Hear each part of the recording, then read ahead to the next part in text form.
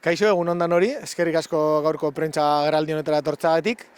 Eta gaurkoan Abadiñoko udal gobernutik azalduko dugu zelan Aldundiko garraio eta mugikortasun sailetik erantzun zaion Abadiñoko udalak garraioari buruz, bereziki Bizkaiko lineei buruz egindako eskari desberdinei, ezta?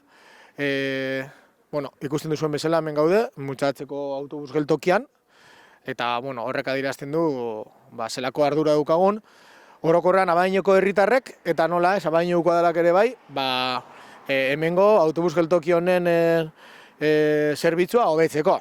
Izan ere, esan dezakegun historikoa dela eskari bat, eta hori da Elorriotik Bilbora doan autobus linea Mutxaratzen ere bai gelditzea. Izan ere, gaur-gaurkoz, 2000 herritar ditugu auzo honetan, eta ez daukate aukerarik transbordorik egin gabe Bilbora iristeko, ezta? Orduan, kasu honetan, 500 sinadura esan genituen urte hasieran eskari hori berretziz, Abadiñoko udalak Aldundiari egin zion eskari horretan ere, 500 sinadura horiek ere txertatu zituen, eta elkarlanean eskari hori luzatu genuen, ezta? Zoritxarrez, erantzuna Aldundiaren partetik ezezkoa izan da, esan dute horrek ekarriko lukeela Elorriotik datozen pertsonek denbora gehiago ematea bidai horretan, eta orduan argudio horregatik esan dute ez dutela geldialdirik egingo Mutxaratzen, baita ere baloratu zen beste alternatiba bat, eta hori da Durango-Bilbo linea egiten duen autobusak horietako batek, ikusten duzuen bezala hemen autobusa dator, kasu honetan bai geratzen da Mutxaratzeko geltokian, baina hau ez da zuzenan Bilbora doana, orduan hori askatzen dena, zuzenan doana ere geratzea.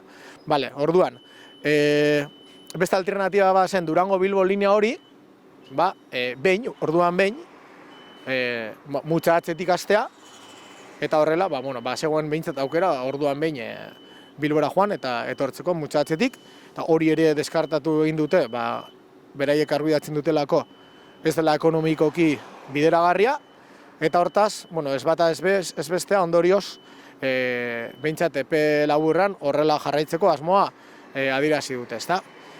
Gero komentatuko dugu neurri desberdinen aurrean Abadiñoko udalak zer egingo duen, baina bistakoa da, kasu honetan uste dugula Aldunditik eman zaion erantzuna Abadiñoko herriari ez dela inolaz ere gure behar izanetara egokitzen, eta hortaz lanean jarraituko dugula, ezta?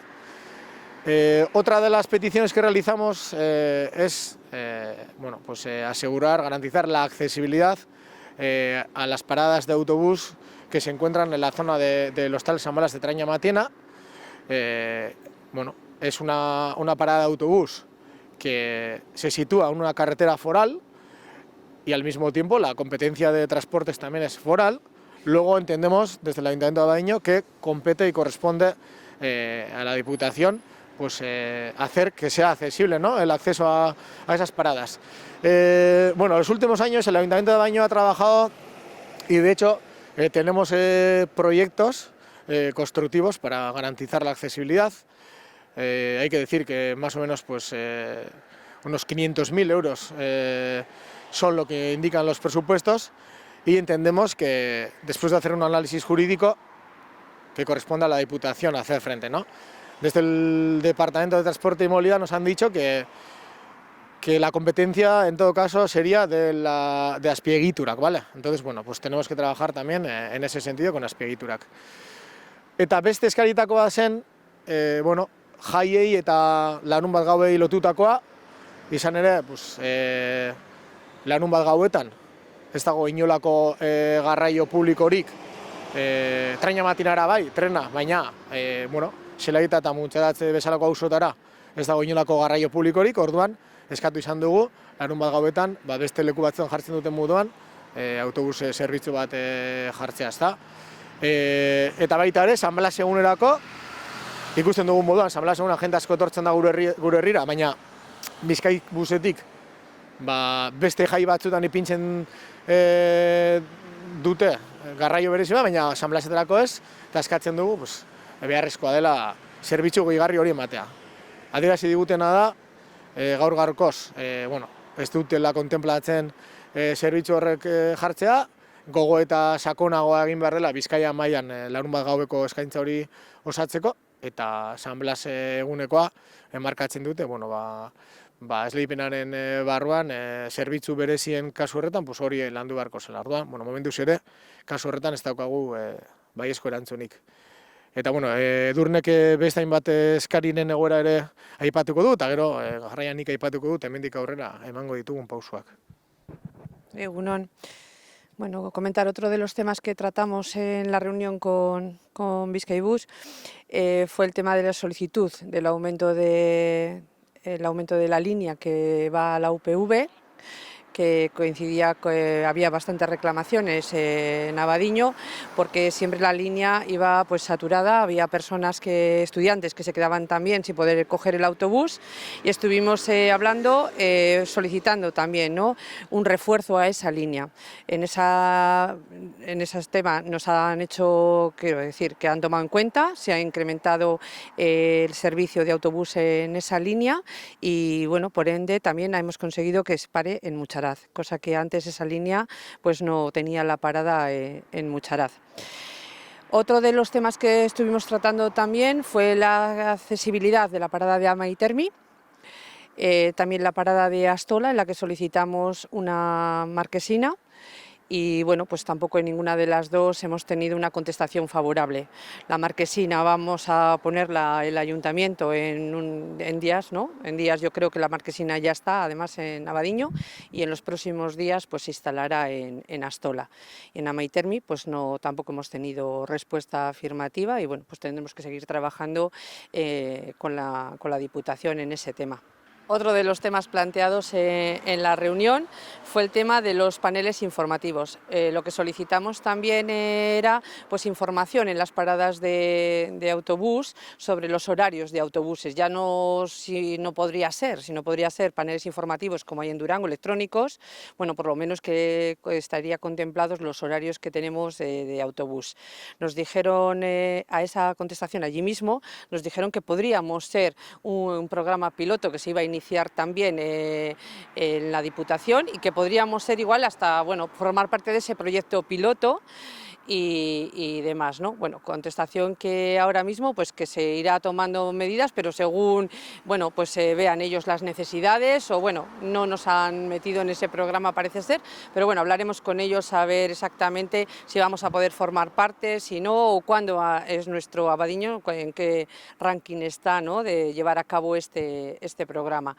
Y luego, por otro lado, también tratamos la accesibilidad en las paradas, ¿no? Los autobuses tienen una plataforma que hacen más accesible la subida y bajada de los autobuses, pero bueno, solicitamos que cuando entra el autobús en la parada, o si por nuestra parte también en Abadiño tendríamos que rebajar algún tipo de acera o parada para que sea accesible, porque mandamos fotos y recogimos fotos también los que veíamos que las entradas de los autobuses pues no garantizan esa accesibilidad. Entonces, para las personas mayores sobre todo, o personas con una discapacidad, pues les cuesta más subir y bajar de los autobuses. Y en esas líneas estamos trabajando, y en esas líneas nos han respondido pues un no por respuesta, pero tampoco que vayan a tomar medidas en breve. Bai, eta lehen azaldu danez, aurra behirakoak azalduko dizkizuegu. Batetik, erantzun hori gorri digun sailari, hau da, garraio eta mugikortasun sailari, helaraziko diogu Abadiñoko udalak egiten duen irakurketa beraien erantzunaren gainean. Bigarrenik, azpiegiturak sailera bideratuko dugu Traina Matinako San Blas inguruko geltokien irisgarritasuna lantzeko eskaria. Hirugarrenik, esan digutenez, datozen 2 urteetan aterako da Bizkai osorako garraio sistemaren lizitazio prozesua. Horren aurretik, aurre proiektu bat egingo dute publiko, eta aurre proiektu horren gainean esan dutez parte hartze prozesu bat egongo da, parte hartzeko delegazioa jartzeko. Orduan guk hor Abadiñoko udal moduan aurreko esesko guztiei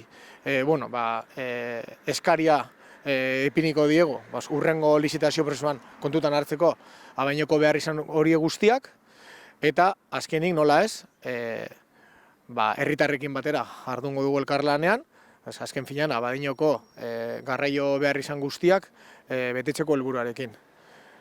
Horra, hemendik aurrera, hori, albiste positibo hori izan genuen duela aste batzuk, baina, beste alde batetik, gaur aipatu dudan moduan, beste behar izan guztiei horiei, gure aburuz ez die egoki erantzun aldundiak eta lanean jarrituko dugu.